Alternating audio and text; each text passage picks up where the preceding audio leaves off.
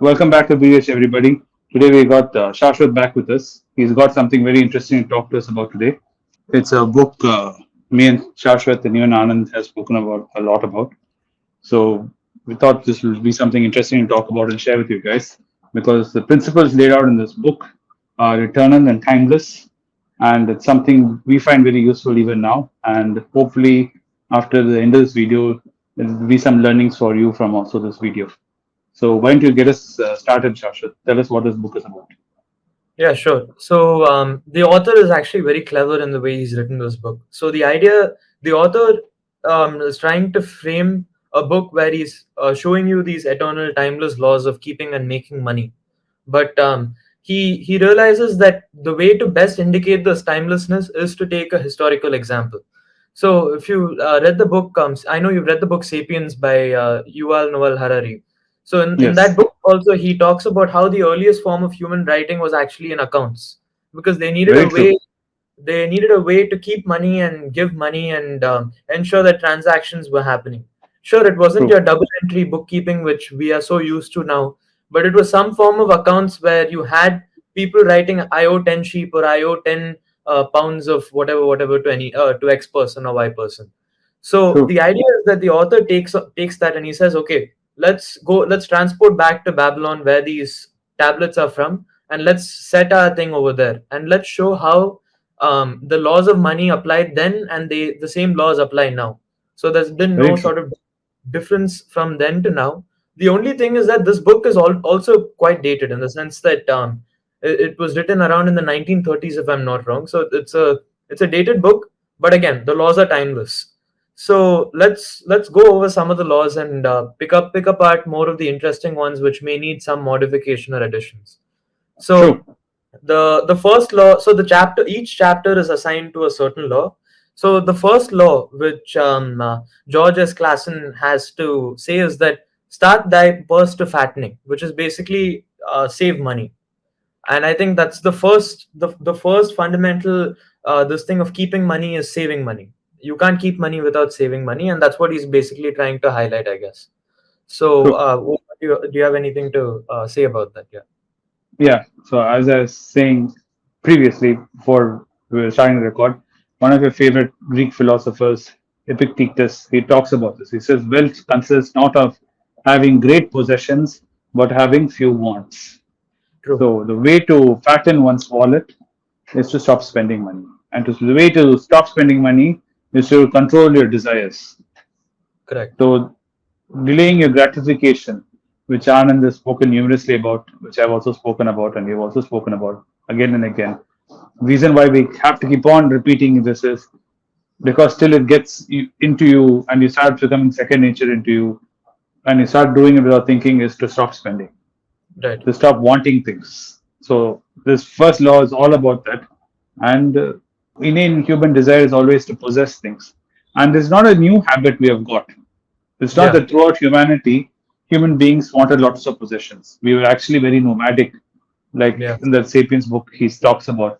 We were not born into civilization. We did not evolve from civilization. Right. Civilization is something which we did to procreate. But as a species, we were nomads, and nomads cannot have possessions. If you see any Bedouin tribes, they don't have any possessions. Their Correct. livestock is their main possession because the livestock they live off, need for survival.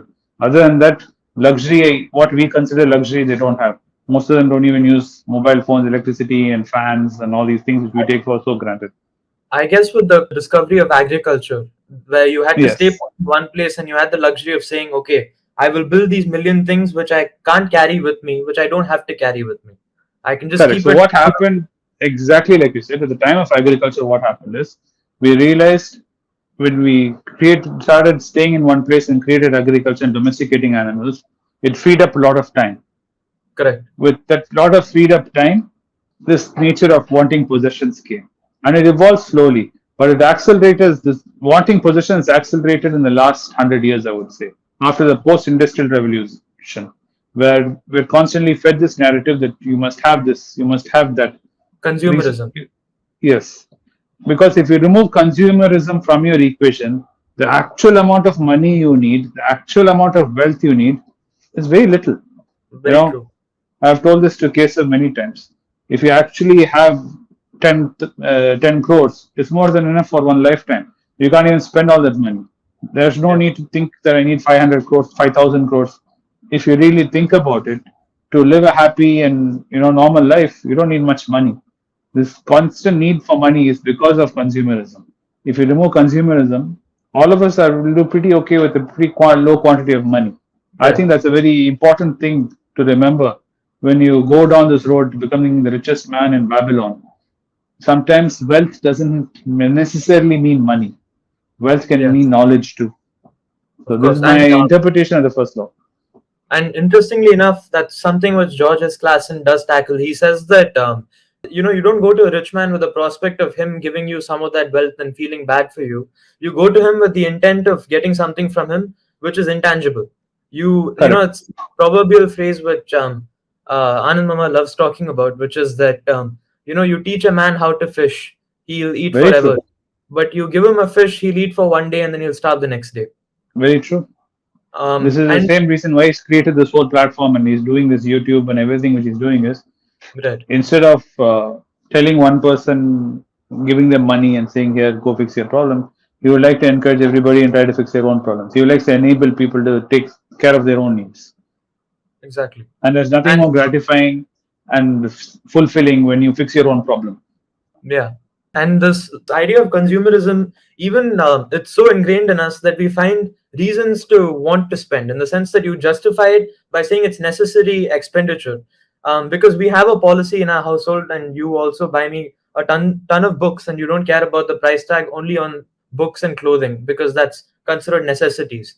But even when it Correct. comes to that, this book, which I recently gotten, I could have very easily downloaded PDF, gotten it for Yes. free, which you True. do now, and you keep telling me about it. But no, my desire was that okay, this is one of the things which I like to spend on, and I ended up this book took a month to import from the US from Amazon, and it finally came delivered, and it's a great book. It's hardbound and everything, but the idea is that I didn't need to buy this to read the book.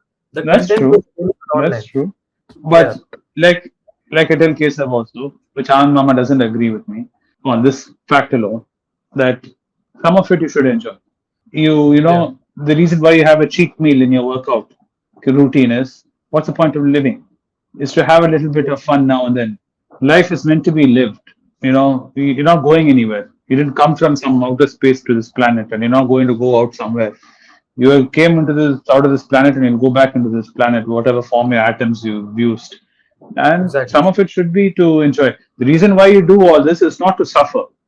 The Yeah, point of earning money and saving money and creating wealth is not to suffer.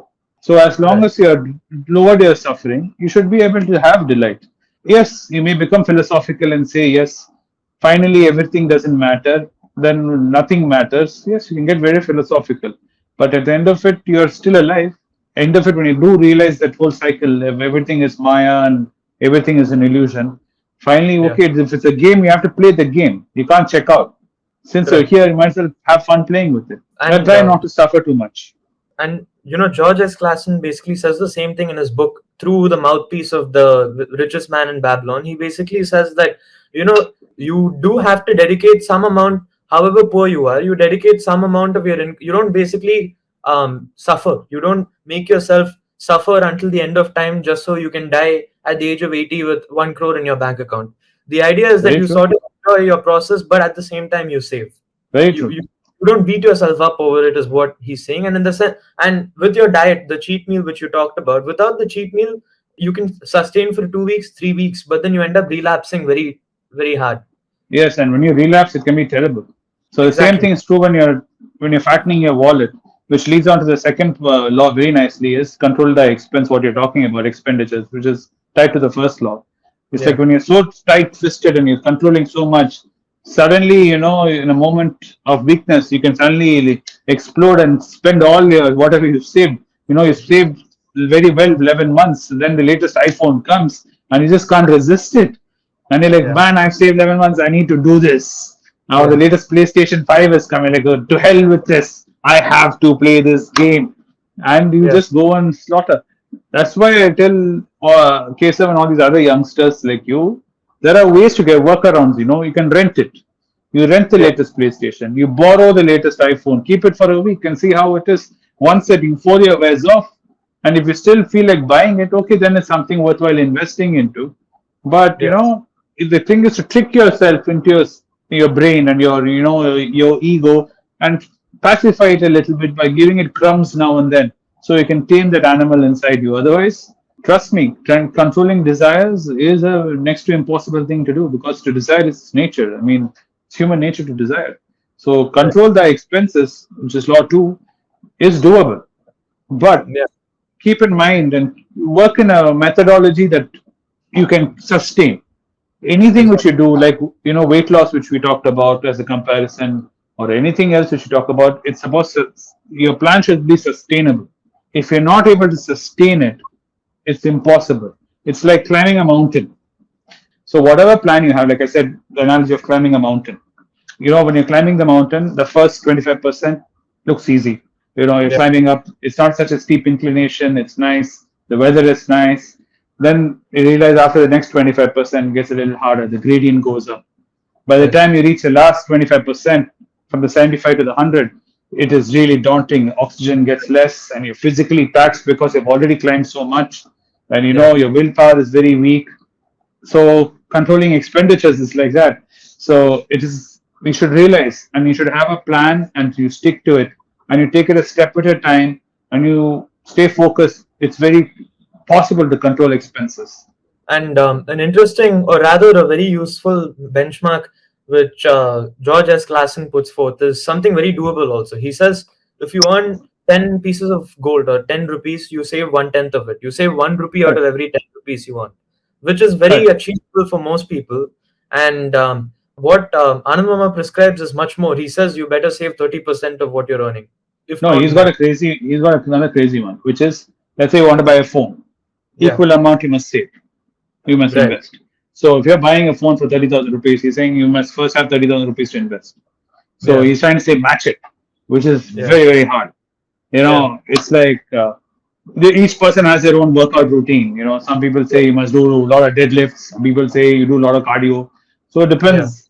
Each person has to find a methodology that works. I He's find like Anand Mama's recommendation a little extreme. he's like the rock of the financial world. Yeah, Correct. He's at it day and night. Whenever he's feeling stressed out, he does investing. Like how yeah, Rock goes to the gym and he's clanging and banging, Anand Mama's investing and investing. If he's had a bad day, he'll buy a few shares and he feels better. He buys yeah, like a lot of ITC or Infosys and he feels better for the day. You and me right, cannot do that. yeah. So that leads us Um, straight to the third point, which right, is also interesting. Third point is what it finally gets down to, which is making that gold multiply. exactly, So you've been fattening your purse, you've been cutting your expenses. Now you have some liquidity saved up. Now you have exactly. to Yeah, make that liquidity work for you. You have to always money make work. Money has to work for you. You shouldn't be right. a slave to the money. The money should be a slave to you. And So that always. the nice thing about Babylon was inflation wasn't as much when you had gold, but right Hmm. now you have 10 rupees. Your 10 rupees is nothing in 10 years. Because it's not pegged to gold, right? Exactly. It's not pegged to anything. It's all made up. So The famous. that's another thing because when George S. Clason wrote it, there was the gold standard. So the US dollar was somewhat still pegged. You couldn't debase Yeah. the currency too fast. But Yeah. now if Shaktikanta Das chooses to print 10 million rupees today, he's more than happy to do it. No one is bounding him to anything. That's why So famously, if you go talk to your grandfather and tell him, I bought a Starbucks coffee for 500 rupees, he'll be like, 500 rupees? You bought? 500 rupees was my full month's salary. You were yeah, paying 500 rupees for one coffee. yeah, In my days, those stories are very common nowadays because of what you rightly said. Because we don't peg our currency to gold, and Shakti Sakanta Das can make it rain exactly. like acid rain, Yeah. dissolving everything which we have.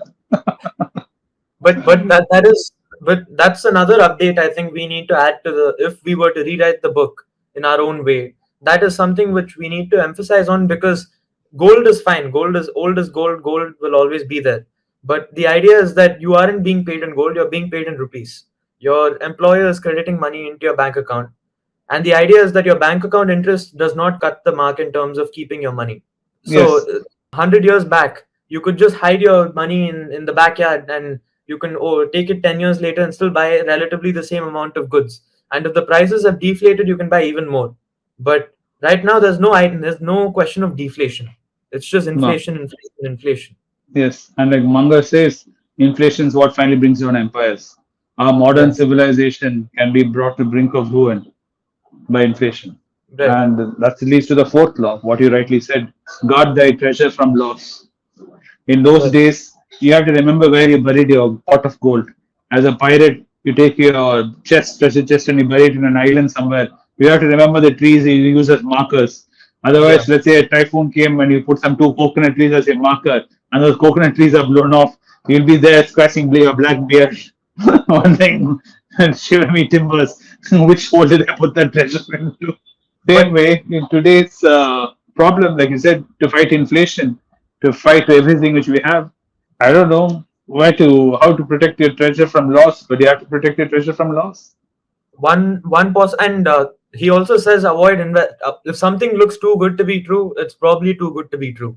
don't Hmm. don't fall for ponzi schemes which says I will, like when bitcoin was the craze and there's insane amounts of liquidity. There's so, even in Tamil Nadu, there are so many bitcoin scams which were going around and saying Why? this Just the fact that you said this on this video itself, you'll get your coin bots. enthusiast in the Kaya bots below commenting. I invested $1,000 and overnight it became. Then 500 bots will reply to the thing. Oh, is it really so? And before you know it, you have like a full conversation saved in our comments, which our Yeah, team keeps clearing up. It happens but because Ponzi schemes are always there from time immemorial. right. And one possible way, so he says you chase safe return that, and even Benjamin Graham in The Intelligent Investor says you don't want extraordinary returns, you want good and average returns over a long period of time. You want Very average true. returns over a long period of time, which means you beat half the market.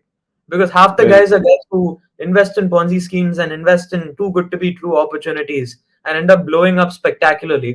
Well, you are saying, okay, no, I will sit and go on my own pace, go at my own And pace. you rightly said that because you are a runner and you know that when you want to run a distance and you have the distance in mind, you have to pace yourself.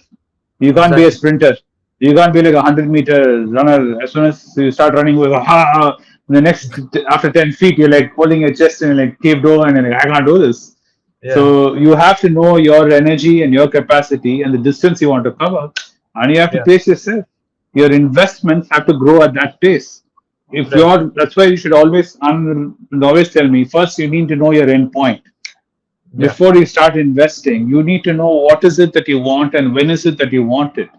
Without having a clear idea where you want to go, like George Harrison said, any road will take you there. If you don't Right. know where you're going, any road can take you there. Why Yeah. invest? Do anything you want. So you need to first spend some time, and that takes the most amount of time, believe it or not, is to Right. really think hard. What do you want to do with your life? How Yeah. much of this do you want to continue doing what you're doing?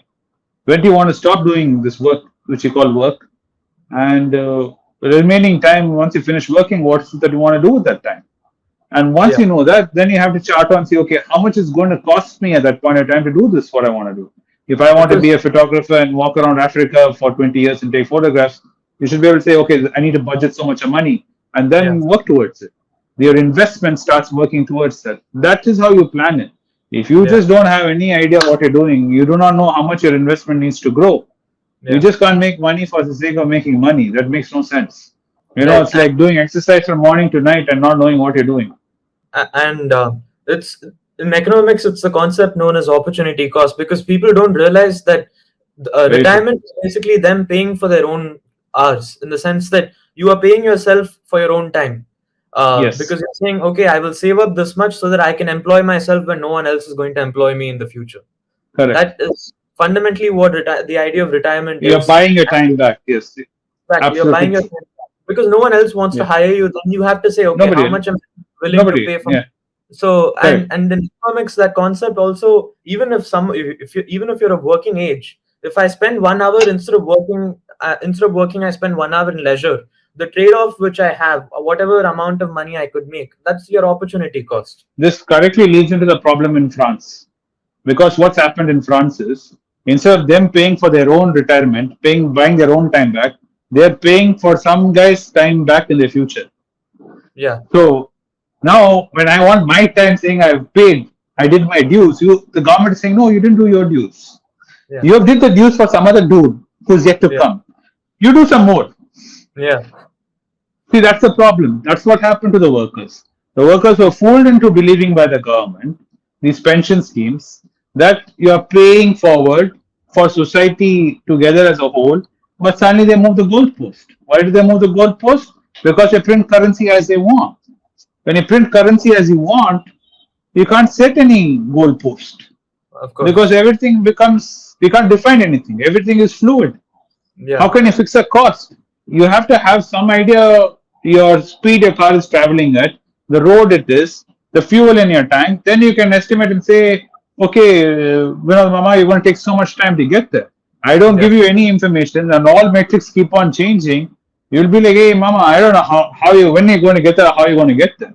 And that's Yeah. what's happening in France. Each generation, the younger generation feel upset with the older generation. The older generation is upset with the younger generation. The government is in the middle of all this. They Everyone has to basically now come to a table and sit and say, okay, we made a mess of it. Of course. Too bad. Yes, we did want idealistic things, but those things cannot be possible. We made a mess of it.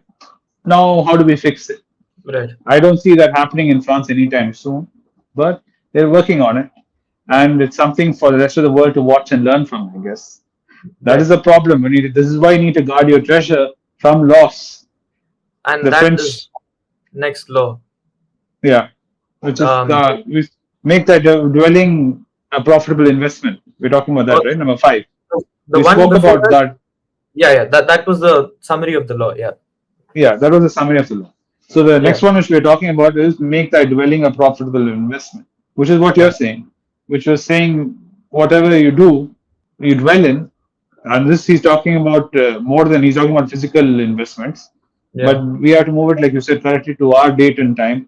Our date Yeah. and time is all our dwellings are virtual, be it Right. mutual funds, be it shares, be it bonds. All our Yes. dwellings nowadays are all virtual. You have to make Yeah. sure your investments are profitable. That means He, keeping an eye he on it. and he meant it in terms of a home because back then people didn't have access to buying stocks and mutual funds and stuff. Very But you true.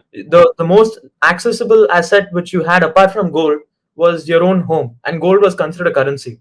So your home is your actual only estate or your asset, because that's where the word estate comes from, because your entire estate is dependent on how many acres of land which you can Very cultivate true. and send the crops over Yes, to yes, sell. yes. I was telling this Sukesh the same thing that he's saying, why do my father and their generation say buy a house when you guys saying buying a house is a waste? It's like Right. they came from a generation which didn't have a stock market to invest into. They Right. came from the generation of the agricultural mindset because you have a piece of land. That land is can make you money. How does it make you money? You cultivate wheat or rice on that land, and that can give you sustain you. That can give you a supplement. And you sell the rest. Right. Yeah, so that real estate was it has something that had of value. Nowadays, Right. that is gone thanks to Yeah. industrialization and stock market and everything. That doesn't have any more value. Intellectual. There's Yeah. so we have to move away from that. So that kind of dwelling and holding on to real estate, holding on to a house, more than one which you're living in, even that buying it is a waste now. Renting Yeah. is far superior in this current market. That may change. Yeah. Once the real estate market corrects, that may change. But as of now, the current way the world is right now, especially where we're staying, renting is a far superior option considering to even buying it. So Right. that's something to keep in mind. That's why you have to make sure your dwelling, whatever it is, the dwelling, is remaining profitable, according to what Right. George is saying. That you keep in mind that if your dwelling is not becoming profitable anymore, that means it's time to change your dwelling. Be it from Right. a house to stock market, from stock market to bond market, whatever it is, you have to make Yeah. a judgment call personally. Right. And with the next point says ensure a future income and then protect yourself with life insurance. Hmm. Back in the day, you didn't have health insurance per se. You had life insurance because life Yes. insurance was seen as an easier time. They had an easier time calculating it because they had the birth and death rate. So they could basically True. see in a village how many people have died within what age and what gender, and they could do that sort of number manipulation. But today we have health insurance. So True. you may not need to do life insurance. You could just do health insurance. But I want to hear your thoughts on that. Life insurance, the concept itself came from a religious background. A bunch of Scottish priests came up with Yeah, this concept of widower's pension. Lots of correct. clergymen were in Scotland. As you were saying about life insurance came out within the Scottish clergymen. The Scottish clergymen, when they found out they were dying, they were leaving their wife and their family behind without any form of income. So the Right, church said, okay, the clergy got together and they decided, okay, we need to find a solution to this. So two priests famously, they sat and they calculated, like you said, the birth rate and the life expectancy of a normal Scottish person, and they figured out, okay, if each clergyman contributes so much to the parish, from the parish to the fund, then if the person dies, we can ensure that his wife, widow, is given a yearly pension of so much. That the widow gets so much of money yearly. If same way, if he doubles the contribution, she can get double the income. And that's how correct. the famous first oldest life insurance companies is. I think it's called the Scottish Widowers Company or something like that. I can Google it up, but it's there. So that's what created life insurance. Yeah, This insurance from there it evolved and it's turned into this global industry, and that yeah, finally became our health insurance. Now Anand correct. Mama famously says buying life insurance waste. Yeah, Health insurance more than enough, because you only need life insurance if you are don't have any legacy holding, meaning your parents haven't left you anything, and you have a yeah. young family and you have a wife, and you need Then to ensure that if something happens to you, they still have a source of income. That you take right. one policy, one large policy you take, and that's enough to Yeah, take care of them and not to waste any more money in life insurance. And that was the original correct. concept of life insurance. It turned into investment and everything, with all these bankers getting into it and having fun with it and Yeah, creating all kinds of investment opportunities. But yeah. life insurance is very simple. In its base level, it's very simple. And that's what he's talking about. That ensure your future and your family is taken care of. Exactly. And And the one good read for the audience is *Sapiens* by Yuval Noah Harari, because he talks about all of this in his book, and very for true. the and in more detail than what we are glossing over. So that might be Yes. a good read for everyone back at home. Yes. And, we can move on to the next law, which says improve thy ability to earn, strive to become wiser and more knowledgeable. Correct. Which is another thing Anand Mama always keeps on saying, which is Yeah, increase your revenue streams. yeah, Find out other streams of revenue which can come contribute to your investment. Let's say you got a job as working as a Swiggy guy from morning to evening, you're doing Swiggy delivery. During your off times, what can you do to generate some income? Maybe you can do some YouTubing, you can find out some other side gigs, you can do side hustles, you can do, you know. So figure out some ways to create alternate methods of income. So yeah. that can be your savings. That your main salary There which you are get. there are loads of free courses online which teach you data analysis and coding, and now a True, lot of companies are looking for people who can sit and do hours worth of data cleaning work, because true, that's something that AI hasn't figured out just yet, because it needs that human intuition to figure out whether the data has an error or not. So true. that is something which a lot of people can upskill themselves for free if they have that 4G plan, Geo or Airtel or whichever one service provider they use. That is And I'll tell something you which, something about AI. When you said AI, majority of the people who can use AI are in your generation. But yeah, there's a vast majority of people in my generation and older who are not computer friendly. You have seen that your uncle suffering, struggling with WhatsApp, struggling with YouTube. They get conned into this and that. Those people still need help with AI. Just because AI is there doesn't mean the whole world suddenly can start using AI. You can be exactly. an AI enabler. You can be a person who helps someone use AI. You can be the conduit. So let's say someone needs to get something done with AI. You can be the conduit. He pays you money on your side hustle, where you are sitting and generating images for him in mid journey, or you're sitting and using ChatGPT to create scripts for him, or Yeah, proofread something for him. you know yes, so AI is not the end of everything. AI yeah, is just another tool, like your calculator or anything else. Like when cars came, horse carriages went away, but people still were using transportation. Just yeah, because AI has come doesn't mean people stop living. End of the yeah, day, AI is not consuming chairs and shoes and phones and houses and Yeah. food. Human beings are consuming food and houses. And Yes. so that revenue stream of making money will always be there. It's just Yeah. that it makes it little that much easier to do it. So I don't see AI as a problem. It's only, if anything, it's a disruption. Yeah. It's something that shakes up the market, shakes up the paradigm. We've always felt like, oh, I've not got an opportunity in life. I've not got an opportunity. Now you have an opportunity. You can't give an excuse. Yeah. You have a phone. You have free AI available. What's your excuse? You don't have one other than being lazy. Yeah. So you can And, apply yourself and find the ability to earn extra. and the thing with ChatGPT is that you can make it teach very tough concepts very easily. So Yes. I guess the main skill barrier here is that whether you have mastery over English, because that might be a skill barrier which is tough to overcome. Yes, and it is slowly enabling to other languages. It will come. Tamil will become very proficient. It will become very proficient in Tamil in no time, or Right. Kannada, whatever language you want to take.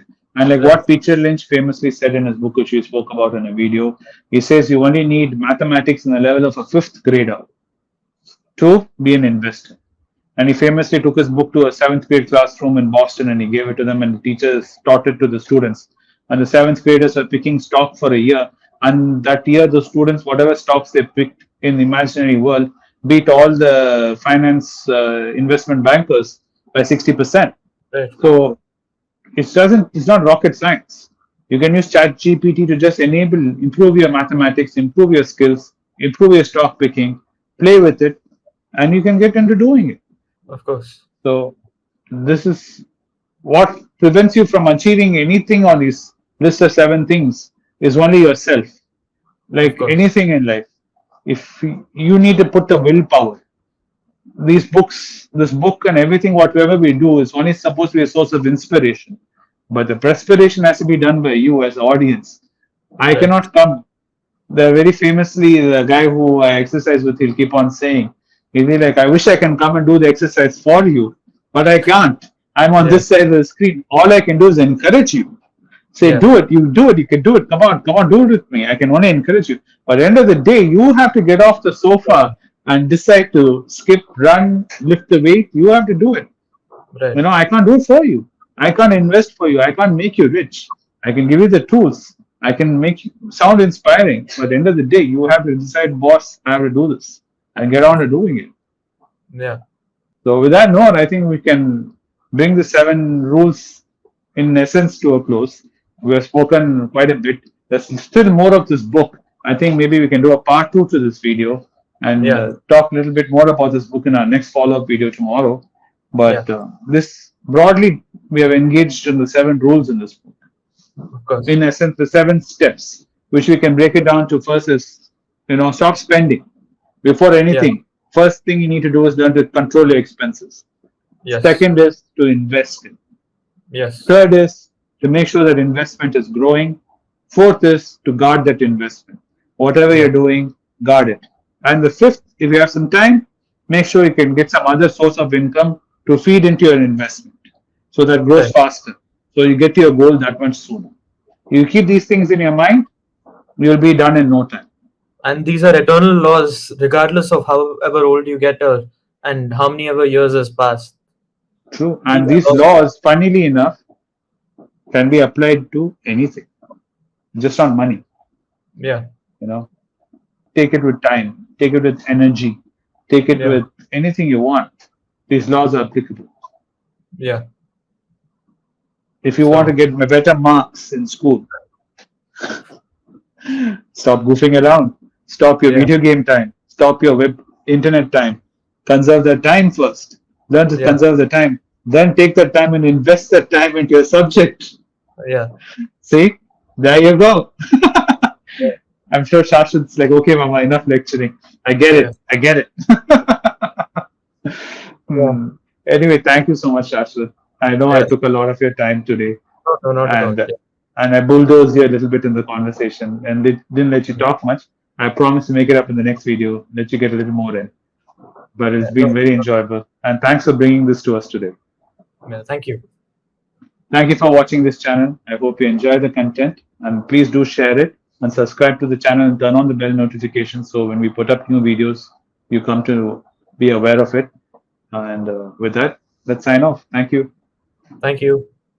By now, everyone knows that the next location for our event is Singapore. I had not given great clarity on the date, time, and the place where the event would take place. We have now finalized everything about the event. The event is taking place at 4 p.m. on the 29th of April, Saturday, at Holiday Inn. There are several Holiday Inns in Singapore. Which Holiday Inn? We are meeting at Holiday Inn Singapore, Atrium, ANIHG. It's hotel, and it is at 317 Outram Road, Singapore 169075. Once again, I tell you, Holiday Inn Atrium. And my team will be pleased to help you. We have given a WhatsApp number below and we have given you an email ID. If you contact us, my team would help you. Thank you for watching. Be rich. It's a great privilege and honor that so many of you in thousands have subscribed to my channel and have supported me.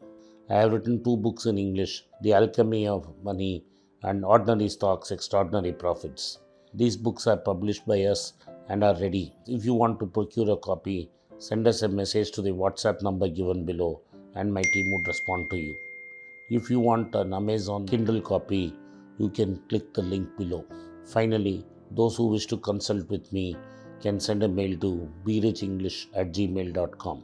Once again, I thank you for your support. If you like this video, press the subscribe button of my channel, hit the like button and turn on the bell notification.